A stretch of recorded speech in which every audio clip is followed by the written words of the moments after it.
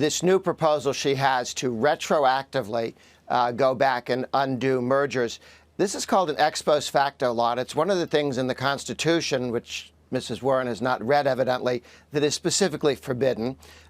She also wants a wealth tax, which also is forbidden by the Constitution. So she's going to have to amend the Constitution a lot or ignore it. And my guess is she won't be able to do either. Now, when you say it's unconstitutional, obviously, I mean, we know that the Constitution says you can't have an ex post facto law. You can't go back and hang somebody for something that wasn't illegal before. Fair enough, Grover.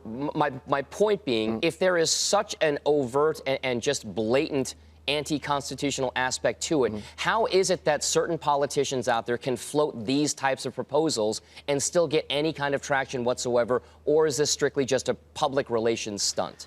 Well, it's a public relations stunt, but it says, I hate mergers, is her message. The numbers she has, the 40 billion in sales, no mergers beyond that. I mean, what decade does she think we're living in? How large does she think international companies are? You know, we're not living in a time with small companies competing in the world.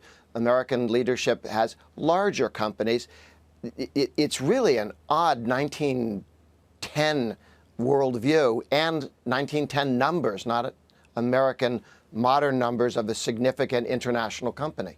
There is a certain, though, reason why these particular topics are gaining a lot more traction these days. I mean, when I say a lot more, it's a relative basis, right? We weren't talking about this that much before. They're very much in the forefront of this presidential cycle now.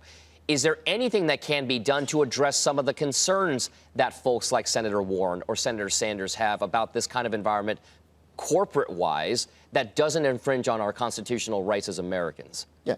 Look, the most important thing that we did was we took the corporate rate from 35% down to 20%, and we went to a regional-based, nation-based tax system rather than a worldwide system. So we're no longer double taxing American companies overseas, and it's no longer a value for foreign companies to buy American companies and make them more valuable simply because they're no longer in the United States.